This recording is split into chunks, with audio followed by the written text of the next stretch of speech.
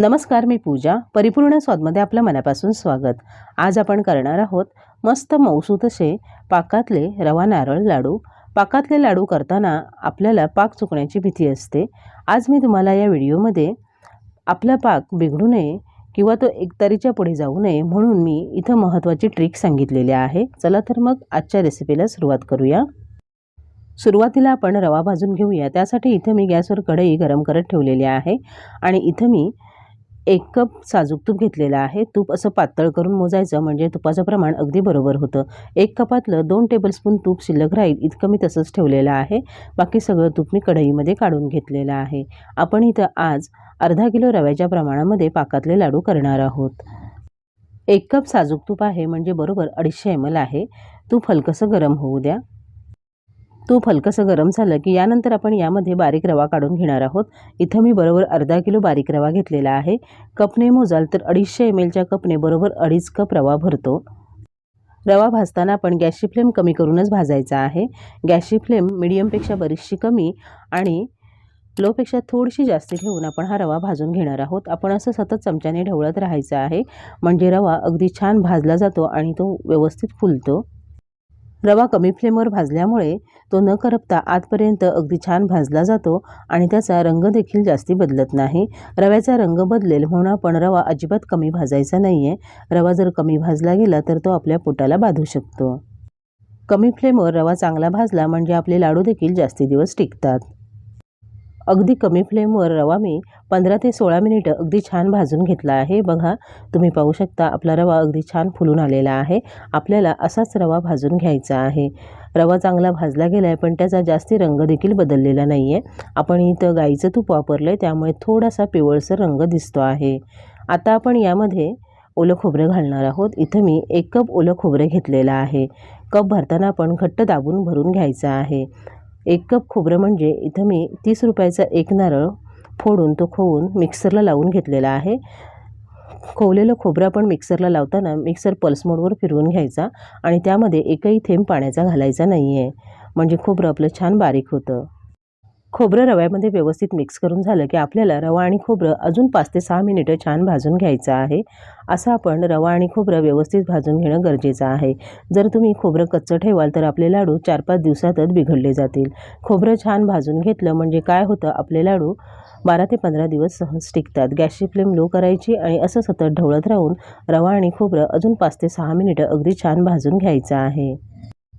आपला रवा आणि खोबरं अगदी व्यवस्थित भाजून झालेलं आहे. खोबरं घातल्यानंतर 6 ते 7 मिनिटं मी पुन्हा हा रवा भाजून घेतलेला आहे म्हणजे सर्व मिळून मी बरोबर 22 ते 23 मिनिटं रवा भाजून घेतलेला आहे. बघा, रवा आणि खोबरं अगदी व्यवस्थित भाजलं गेलं आहे. अगदी छान फुलून आलेला आहे. आता आपण भाजून घेतलेला रवा एका ताटामध्ये काढून घेऊया. आता आपण याच कढईमध्ये साखरेचा पाक तयार करून घेऊया. त्यासाठी आपण यामध्ये 1.5 कप साखर घालायची आहे. 1.5 कप साखर म्हणजे जवळपास 350 ग्राम होईल आणि पाऊण कप पाणी घालायचं आहे. सगळी साहित्य आपण एकाच भांड्याने मोजून घ्यायचे आहेत. त्यासाठी मेजरिंग कपच हवा असं नाही. घरातील कोणतंही एक भांडं घ्या आणि त्याने सर्व साहित्य मोजून घ्या. फक्त दिलेलं प्रमाण लक्षात ठेवा. आपण इथं 2.5 कप रवा घेतला होता, 1 कप साजूक तूप घेतलं आहे, 1.5 कप साखर घेतले आणि पाऊण कप पाणी घातलेलं आहे. हे प्रमाण अगदी लक्षात ठेवायचं आहे. आता आपण गॅसची फ्लेम हाय करूया आणि साखर विरघळेपर्यंत हे ढवळून घेऊया. बघा, आपण यामध्ये घातलेली साखर पूर्णपणे विरघळली गेलेली आहे. पाकाला मस्त उकळी पण आली आहे. पण साखर विरघळल्यानंतर आपला पाक थोडासा काळपट झालेला आहे. असाच जर आपण पाक वापरला तर आपले लाडू देखील काळपट दिसतील. म्हणून आपल्याला हा पाक क्लीन करून घ्यायचा आहे. त्यासाठी आपण यामध्ये 2 टेबलस्पून दूध घालायचं आहे. पुन्हा या पाकाला उकळी आली की दुधाची साय तयार होईल आणि त्या साईला सगळा काळपटपणा चिकटला जाईल. बघा, पाकाला उकळी आल्यानंतर दुधाची साय होऊन कढईला जमा झालेली आहे. आता आपण ही साय गाळून घेऊया. सोबतच त्याचा काळपटपणा निघून जातो. तुम्ही चमचा घ्या किंवा गाळणी घेतली तरीही चालेल. तुम्ही पाहू शकता किती काळपटपणा आलेला आहे. आता आपण जमा झालेला सगळा गाळ काढून घेऊया. तुम्ही पाहू शकता आता आपला पाक किती छान क्लीन झालेला आहे. आता आपण लो टू मिडियम फ्लेमवर पाक शिजवून घेणार आहोत. थोड्या वेळाने आपण चेक करत राहायचं आहे आपला पाक शिजला आहे का. आपल्याला पाक एकतारी तयार करायचा आहे. आता आपण पाक चेक करूया. एका प्लेटमध्ये 2-3 थेंब घालायचे आणि ते 15-20 सेकंद गार होऊ द्यायचं आणि मगच आपण पाक चेक करायचा आहे. जर तुम्ही गरम गरम पाक चेक करायला गेलात तर तो तुम्हाला पातळच जाणवेल आणि मग आपला पाक एकतारीच्या पुढे जातो. एकतर पाक तुम्ही फुंकर मारून गार करून घ्या किंवा 15-20 सेकंद थांबून नंतर पाक चेक करून घ्या. तुम्ही पाहू शकता आपला पाक अजून पूर्णपणे एकतारी झालेला नाही आहे. अजून पाक कच्चाच आहे. अजून 1-2 मिनिटं लो टू मीडियम फ्लेमवर पाक शिजवून घेऊया. साधारण मिनिटभरानंतर आता आपण पुन्हा पाक चेक करूया. 2 थेंब प्लेटमध्ये घालायचे. बघा 2 थेंब अगदी व्यवस्थित बसलेले आहेत, अजिबात सरकत नाही आहेत. याचा अर्थ आपला पाक बरोबर झालेला आहे. एकतर आता आपण गॅस कमी करायचा आहे किंवा पूर्णपणे बंद करायचा आहे, नाहीतर आपला पाक हमखास पुढे जाऊ शकतो. 15-20 सेकंद पाक गार झाला की आपण नंतर तो चेक करायचा. बघा आपल्याला हवा तसा पाक तयार झालेला आहे. बघा अशी मस्त एकतार येत आहे. आता आपण लगेचच गॅस बंद करायचा आहे. मी गॅस बंद केला आहे तरीही कढई गरम आहे आणि बर्नर देखील गरम आहे, म्हणून हळूहळू बुडबुडे येत आहेत. अशाच टेम्परेचरवर पाक पटकन पुढे जातो. आता आपण पाक बिघडू नये म्हणून महत्त्वाची ट्रिक करणार आहोत. त्यासाठी आपण शिल्लक ठेवलेलं 2 टेबलस्पून साजूक तूप यामध्ये काढून घेणार आहोत. आता साजूक तूप घातल्यामुळे काय होतं, पाकाची कुकिंग प्रोसेस तिथेच थांबते आणि कढईचं टेम्परेचर देखील कमी होतं आणि आपला पाक अजिबात बिघडत नाही. आता आपण साजूक तूप यामध्ये मिक्स करून घेऊया. इथं मी फक्त 2 टेबलस्पून साजूक तूप घातलं आहे, पण तुम्ही पाव कप घातलं तरीही चालेल. जे आपण आधी तूप वापरलं त्यातलंच पाव कप तूप शिल्लक ठेवायचं आणि ते इथं घालायचं. आपण गॅस आधीच बंद केलेला आहे. आता आपण लगेचच यामध्ये भाजून घेतलेला रवा घालूया. सगळा रवा यामध्ये काढून घेऊया. आता आपण लगेचच रवा पाकामध्ये मिक्स करून घेऊया. आता जरी तुम्हाला हे मिश्रण थोडंसं सैलसर वाटत असेल तरीही त्याला लगेचच घट्टपणा यायला सुरुवात होते. कधीकधी तुमचं मिश्रण यापेक्षाही पातळ होऊ शकतं. घाबरण्याचं काहीही कारण नाही आहे. मिश्रण आपण झाकून ठेवलं म्हणजे आपल्याला हवं तसं ते व्यवस्थित घट्ट होतं. आता आपण यामध्ये स्वादासाठी 1 टीस्पून वेलची जायफळ पावडर घालूया. वेलची जायफळ पावडर यामध्ये अगदी व्यवस्थित मिक्स करून घेऊया. वेलची पावडर मिक्स करून झाली की हे मिश्रण असं एकसारखं करून घ्यायचं आहे आणि आपल्याला हे झाकण ठेवून हलकंसं गार करून घ्यायचं आहे. आपण झाकण ठेवल्यानंतर मध्ये मध्ये झाकण काढून 10-5 मिनिटांनी हे मिश्रण तळापासून ढवळून घ्यायचं आहे, म्हणजे ते अगदी घट्ट न होता छान मोकळं सुटसुटीत तयार होईल. जवळपास 15 ते 20 मिनिटं हे मिश्रण मी गार करून घेतलेलं आहे, तरीही ते पूर्ण गार झालेलं नाही आहे.